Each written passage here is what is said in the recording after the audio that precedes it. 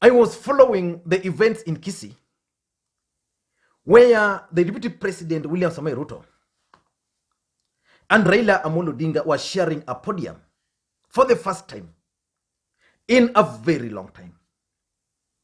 And I could tell that chaos was likely to happen there. The crowd clearly inside the tent were mobilized. And what drove me to follow that event was actually a Facebook update by Dennis Itumbi. Dennis Itumbi was alleging that people were being mobilized to go and heckle the Deputy President William Ruto. And I thought to myself, why would people be mobilized to go and heckle William Ruto? And in my comment to Dennis Itumbi's post, I stated clearly that Itumbi was using what I can call reverse psychology.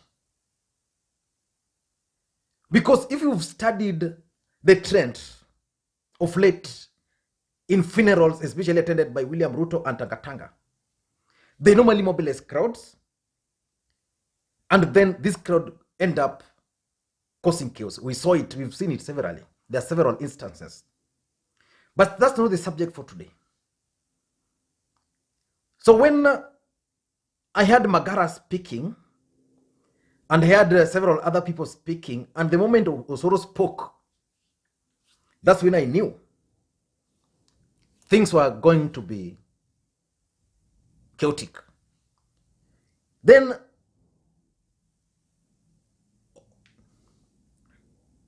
Richard Onyonka took to the floor, spoke so well, and I knew temperatures were going to cool.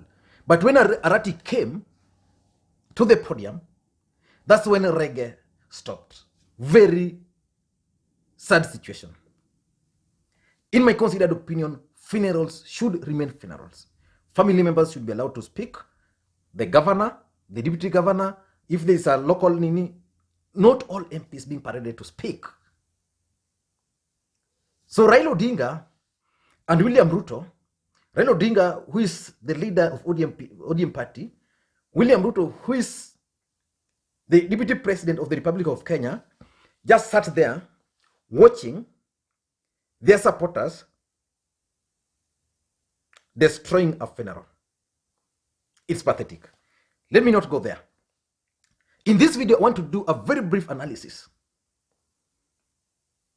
of President Uhuru Kenyatta's meeting at the Sagana. Today, the president was supposed to meet the women, but that meeting has been postponed at the 11th hour. Some people are claiming that it has been postponed because of the death of Simeon Nyachae, which is not yet confirmed. But Twitter is trending there that Nyachae has passed on, not yet confirmed. So the president was supposed to conclude the meeting today, but has been postponed. I want us to go inside that meeting. The president meeting began with a meeting with the MCAs. He then met with the members of parliament, then MCAs, then local leadership. Then he also met with the youths. And the president's message was strictly targeted at the Kikuyu nation. So why do you think the president organized that Sagana meeting in the first place? In my considered opinion, that meeting was organized to achieve certain political objectives. The first objective of that meeting, in my considered opinion, was to introduce the Building Bridges Initiative process to the people of the larger Mt Kenya region. President Uhuru Kenyatta and Raila Odinga entered into handshake, and they came up with a 9-point agenda. And one of the issues people have been asking is why the president has not, for example, taken Raila Odinga to his backyard, and why the president was not taking the lead in the Building Bridges Initiative process. In fact, on this channel, I was very clear at some point that Raila Odinga should not carry the burden of the BBI, especially in the larger central Kenya region. That should have been the work of the president. So the president decided now to go and take the Building Bridges Initiative campaigns or the BBI process to the larger Mt Kenya region. If you listened to the president's speech, he was trying to do several things. One of them is that he was trying to relink the BBI from 2022 politics. Because those who are opposed to the BBI are using 2022. They are claiming that the president is using the BBI to project Raila Odinga to the presidency in 2022.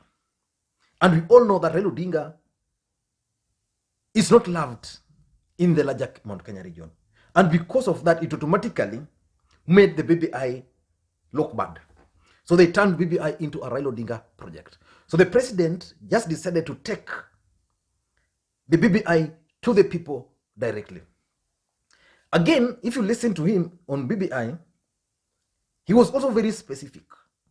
He was trying to highlight how the Building Bridges Initiative process is going to benefit the people of the larger Mt Kenya region. So basically, his message is targeted. He's telling the people of Mt Kenya region that, look here, we are going to have 70 constituencies. And out of these 70 new constituencies, you are going to be the biggest beneficiaries of these constituencies. And we are also going to have more funds devolved. And these funds are going to be devolved based on population. So our regions are going to benefit more, even if I'm not in power. So basically, he's using this to introduce BBI and try to explain to the people in their simplest language possible on the benefits. And again, he's also using this to introduce BBI and also to rally support for the BBI. The MCAs are going to play a critical role. So the president decided to choose Sagana to announce car grant for the MCAs. Remember, some members of parliament are saying that it's a bribe. We know in this country that members of parliament were given grants between members of parliament who are earning 1 million and MCAs. Remember, MCAs salaries was actually reduced.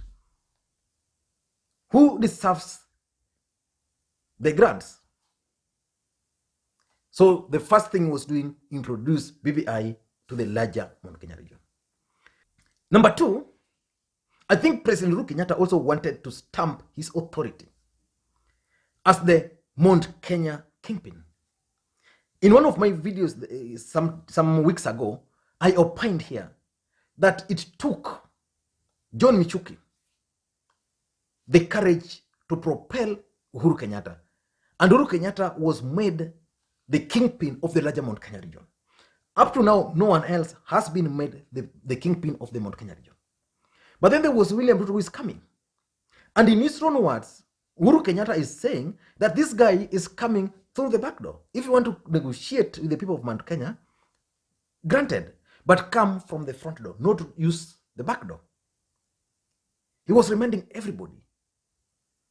And the president even went further and warned those people who are opposed to him. He asked the crowd to allow him, make sure that all of them will not go back to parliament. So the president is basically stamping his authority in the larger Mt Kenya region. The third thing he wanted to do, in my view, is to address the issue of 2012 or 2010, was it 2011, promise to the deputy president. It's a known fact that the president severally promised that he was going to support his deputy. It's also acceptable fact that the deputy president on several occasions also reminded the president about that promise. But the president now wanted to address this for once. In his first day of that particular day, the president asked the people who were present if there is any single day he has ever said that he's not going to support William Samoei Ruto, if there's any single day. And I remember that same day, Twitter was on fire. Facebook was on fire. People were mocking Raila Odinga that the president is going to work with his deputy, that Raila Odinga ameoshwa. So that was the first day.